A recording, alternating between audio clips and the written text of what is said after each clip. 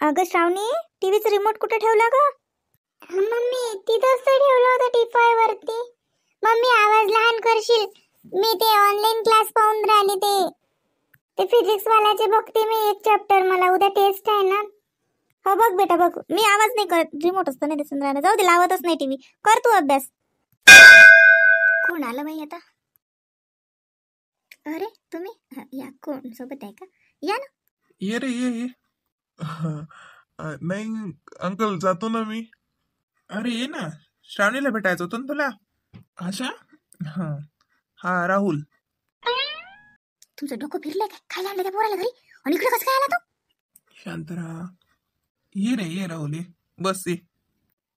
जा ना, काही आण ना त्याला, काही खायला वगैरे असेल तर आण ना काही. तुमचं तुम्हाला काही समजतच नाही.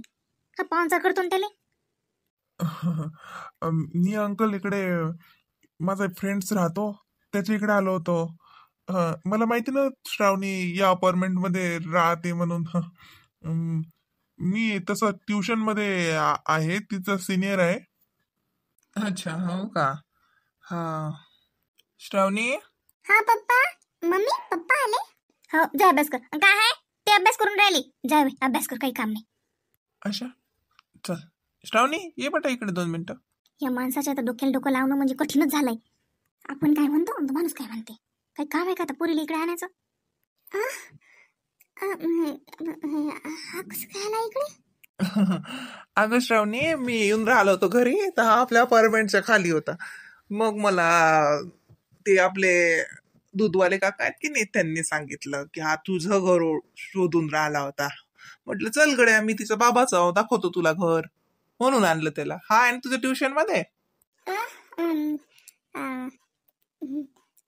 हो हो. बोल ना, काय बोलायचंय श्रावणी सोबत. तू विचारत होता ना श्रावणीचं घर कुठलं आहे, अपार्टमेंट किती नंबरचं आहे, कोणतं आहे. बघितलं ना तू आता. हीच ती श्रावणी, तिला तर तू ओळखतोस. हे तिचं घर, मी तिचे बाबा, ती आई. आणखी काही पाहिजे तुला माहिती? नाही. इकडे आसपास ते गुंडगिरी किरीत फिरून माझ्या पोरीची चौकशी केल्यापेक्षा मी तिचा बाप आहो ना, सांगतो ना तुला, तिची ओळख सांगतो, तिचं सगळं तुला पत्ता सांगतो. काही विचारायचं आहे आणखी? हा, फोन नंबर वगैरे नाही? नाही नाही अंकल, मी मी मी तसा मुलगा नाही की मी, म्हणजे मी श्रावणीचं घर नव्हतं, म्हणजे अपार्टमेंट नव्हतं विचारत. माझा मित्र राहतो इकडे, मी तिकडे आलो होतो. मी सहज असं म्हटलं त्या काकांना. बेटा तू सहज म्हटलं, कारण तुला काही काम नाहीये. छिछोरे धंदे करणं हा तुझा उद्योग आहे. हा, मुलींच्या घराच्या चौकशा करत फिरल्यापेक्षा बापानं ज्या ट्युशन मध्ये फी भरली ना, त्या ट्युशनची जर तू काही चौकशी केली, त्या पुस्तकांची जर त्या डोकं घातलं, तर तुला हे काम करायला टाइम मिळणार नाही. आणि तुझा बाप जे पैसे भरून राहिला ना, तो कुठून जुवा लावून तर काही आणून नशीन राहिला. कोणाचाही बाप हा पैसे जरा मेहनतीनंच कमावतो ना. त्यालाही वाटत असेल की माझं पोरग शिकलं पाहिजे, माझं पोरानं काहीतरी जीवनात केलं पाहिजे, म्हणून तो बेचारा तिकडे आटापिटा करून पैसे कमावून आणून तुला शाळेला, तुला ट्युशनला, तुला एवढी गाडी घेऊन दिली, एवढं सांडासारखं तुला वाढवलं, लहानाचं मोठं केलं. तर त्या बापाची जरा चौकशी केली तर त्याचंही जीवनाचं सार्थक होईल आणि तुझ्याही जीवनाचं सार्थक होईल. माझ्या पोरीची चौकशी करून तुझं काय भलं होणार आहे? तिची चौकशी करायला तिचा बाप अजून जिवंत आहे. माझ्या पोरीची चौकशी तू बाहेर काय करून राहिला, मला विचार ना. नाही नाही अंकल, तसं तसं काहीच नाही. तुम्ही मला वाईट समजून राहिले. मी तुला बरोबर समजलं बेटा, पण तू तुझं जीवनच समजलं नाही अजून. तुला हे जे वाटून राहिलं ना टाइमपास, जीवन एवढं टाइमपास नाही आहे बेटा. कोण्या पोरीची चौकशी करणं आणि तिच्यावर कमेंट पास करणं आणि तिला चलते का कॅफेमध्ये म्हणून बापाच्याच पैशानं तिला कॉफी पाजायला नेणं, एवढं सोपं जीवन नाही आहे बाबू, जेवढं तुला वाटून राहिलं. मी एवढा मूर्खही बाप नाही की तुला माझ्या घरात आणणार आहो. पण आज तुला मी वॉर्निंग द्यायला आणलं. अच्छा, डबल जर माझ्या पोरीचं नाव जर तुझ्या तोंडावर आलं तर माझ्यासारखा वाईट माणूस दुनियेत तुला सापडणार नाही. जेवढा मी सरळ आहे, जेवढा मी प्रेमळ आहे, तेवढाच मी हिंसकही आहे, हे लक्षात ठेवतो. आणि माझी पोरगी ही माझी शान आहे काय, त्यामुळे तिच्याकडे वाईट नजर काय साध्या नजरेने नाही पाहायचं. नाही तर तुझ्यासारख्यांसोबत कसं वागा लागते हे मला बरोबर येते. काय म्हटलं? त्या चौकशा करायच्याच असतील तर स्वतःच्या आई वडिलांच्या कर जरा. बहीण भाऊ किती आहे तुम्ही? बहीण आहे न, मला एक बहीण आहे. मग तिची जरा चौकशी कर. ती पण ट्युशनला जात असेल. तुझ्यासारखे बालोरेन छिच्चोरेन हुल्लर लेकर दुनियेत कमी नाही आहेत बेटा. तू जेव्हा दुसऱ्याच्या पोरीची चौकशी करत मग तुझ्या बहिणीची कोण चौकशी केली तर हा कसं वाटेल तुला?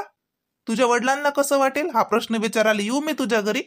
हा येऊ तुझ्या वडिलांना विचारायला की उद्या उद्या जर माझा मुलगा किंवा आणखी कोणाचा मुलगा जर येऊन तुमच्या घराच्या खाली असा मसला मस्त तुमच्या पोरीची चौकशी करत तर तुम्हाला कसं वाटेल असं विचारायला येऊ तुझ्या बापाले? हा दे नंबर देतो बापाचा. सॉरी अंकल, पप्पाला काहीच माहित नाही यातलं. सॉरी अंकल, मी मी मी तसं नाहीच ना. म्हणजे मी मी तुमच्या पायाला लागतो. माझ्या पप्पांना काही नाही माहित यातलं. हे मलाही माहित आहे तुझ्या पप्पांना यातलं काही माहिती नाही. कारण तुझे पप्पा भ्रमात आहेत ना. त्यांना वाटून राहिलं असेल की आमचा मुलगा, आम्ही त्याला सगळ्या सुखसोयी दिल्या, जीवनातल्या सगळंच आनंद उच्चतलं सुख त्याला दिलं. तुझी गाडी पाहून आलं बेटा माझ्या लक्षात की तुझ्या वडिलांनी तुला सगळंच काही दिलं असेल. एवढी महागाची गाडी जर दिली एक निढंग्या लेकराले, म्हणजे तुझ्या वडिलांनी तुला काही द्यायचं राहिलं असं काही वाटलं नसेल. हा त्याच्यावरून मला तुझ्या वडिलांची सगळी ओळख झाली जशी की तू अजून कशातच काहीच नाहीस आणि तुला एवढी महागाची गाडी तुझ्या बापानं दिली. म्हणजे मी कोणाला काही बोलत नाही, पण तुझी लायकी तू ओळखून घे. हा आणि आता डबल मी तुला विचारणार नाही, तुला सांगणार नाही, तुझ्या घरी येणार आहे हे लक्षात ठेवजो. आणि माझे हात किती वर आहेत हे तुलाही माहिती नाही आहे. मी साध्या कपड्यावर तुला दिसत असेल, माझं घर तुला साधं दिसत असेल, पण मोठे मोठे पोलीस कमिशनर सगळे माझ्या हातात आहेत म्हटलं हे लक्षात ठेवतो. तुझ्यासारखी अशी चिल्लर खुर्दा मी पायाशी रेंगतो हे पण लक्षात ठेवतो. आणि याच्या पुढे डबल जर आसपास जरी दिसला तर सरळ कुठं येईन मी? नाही अंकल, प्लीज, मी मी तसा नाही अंकल. मी मी तसा नाहीच आहे. तुम्ही तुम्ही तुमचा गैरसमज झाला अंकल. मी श्रावणीचा फक्त मित्र आहे. ठीक आहे मग मित्र म्हणूनच राहा. चल ये मग आता. अहो, अशा वायाच्या लेकरेले तुम्ही एवढ्या प्रेमळ शब्दानं समजावून राहिले. आ शहाण्याले बोल्याचा मार आणि गध्याले काठीचा मार. असे दीडशाईने बापाच्या पैशावर उड्या मारणारे श्रीमंत बापाचे वाया जायला लेकर, त्यांना काय समजणार आहे हो हे? स्वतःच्या बहिणीची तरी इज्जत करते का तू? स्वतःच्या बहिणीची जर इज्जत करत असता तर दुसऱ्याच्या बहिणीवर आणि दुसऱ्याच्या पोरीवर अशी तुम्ही वाईट हे केलं नसतं. तुला पण बहीण आहे ना रे. हा आणि कशाला रे माझ्या मुलीच्या नंबर शोधत चालला आणि कशाला आमच्या घराच्या खाली येऊन तिच्याविषयी चौकशी करून राहिला? हा नाही नाही नाही काकू, सॉरी काकू. मी मी चौकशी मी तसं नाही विचारलं. मी फक्त असंच विचारलं. काय विचारून राहिलता आणि कोणत्या टोनिंग मध्ये विचारून राहिलता? मी तिथंच होतो बेटा. काय सॉरी सॉरी अंकल. एवढा जर तू सांगून राहिला, सॉरी सॉरी म्हणून राहिला, तर अशीलच तुझ्यावरी थोडीशी का होईना पण तुझ्या आई वडिलांच्या संस्काराची थोडीशी पतली परत का होईना अशील, अशी अपेक्षा ठेवतो मी तुझ्याजवळून. कारण आई वडील कोणाची असोत बेटा, ते लेकराला वाईट कधीच सांगत नाहीत. हे लेकरच वाया गेलेले असतात, ते आई वडिलांचं चांगलं ऐकत नाहीत. त्यानं हे दीडशाईने असतात ना तुझ्यासारखे अर्ध्या हळकुंडानं पिवळे झालेले. हा बापाची महागाची गाडी, पेट्रोल सुद्धा बापाचंच. हा शिट्ट्या मारत फिरत चालणं, उगाच दुसऱ्यांच्या मुलीविषयी कमेंट पास करणं, हे तुमचं हा हेच तुमचं काम आहे ना. कारण पैसा तर काही कमवणार लागत नाही, शाळा तर काही शिका लागत नाही. आहेच तिकडे गद्यासारखा बाप मेहनत करायले आणि तुमच्यासारख्या सांडायले पोचायले.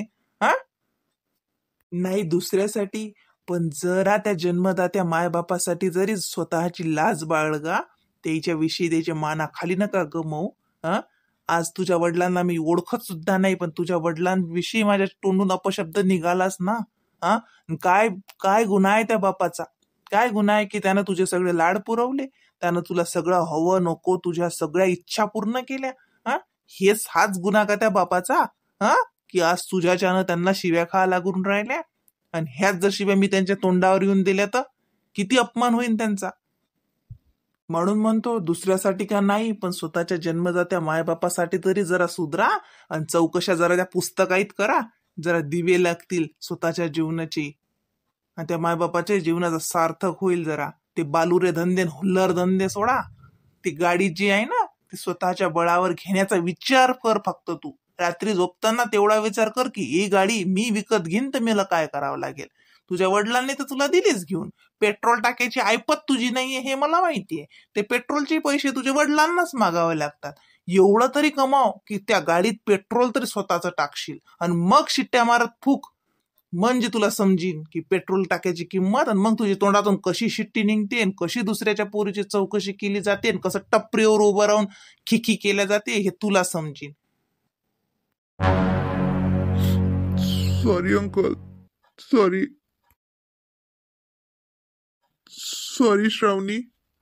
यातले एक सॉरी फक्त तू तुझ्या आई वडिलांना जाऊन म्हण, कारण तू सर्वात जास्त गुन्हेगार तुझ्या आई वडिलांचा आहेस. त्यांच्या स्वप्नांवरती तू पाणी फिरवलं, त्यांच्या अपेक्षांवरती तू खरा उतरलेला नाहीये. म्हणून एक सॉरी फक्त आई वडिलांना म्हण आणि बघ त्यांच्या चेहऱ्यावरचं हास्य. म्हणजे वाटेल तुला की आपण मुलगा म्हणून जन्माला आलो तर काही ना काहीतरी मायबापाच्या चेहऱ्यावर हसू आणलं. दुसऱ्याच्या पोरीच्या मायबापाच्या चेहऱ्यावरचं हास्य हिरावून घेऊ नका. तुमचे हुल्लर धंदे, तुमचा क्षणिक, तुमचा विध्वंसक जो असुरी आनंद आहे ना तुम्हाला, त्याच्यासाठी भले भले घरं उद्ध्वस्त करू नका आणि ही पिढी वाया गमावू नका. एवढीच फक्त तुम्हाला हात जोडून विनंती आहे आजच्या या पिढीले की सुखानं जगा, सुखानं जगूही द्या. तुमचा क्षणिक क्रूर आनंद असते पण दुसऱ्याचं घर बर्बाद होते, दुसऱ्याच्या पोरीचं जीवन उद्ध्वस्त होते. याची तुम्हाला कवडीची किंमतही नसते आणि जाणीवही नसते. तुमच्या क्षणिक सुखासाठी दुसऱ्याचा संसार घरदार बर्बाद करू नका.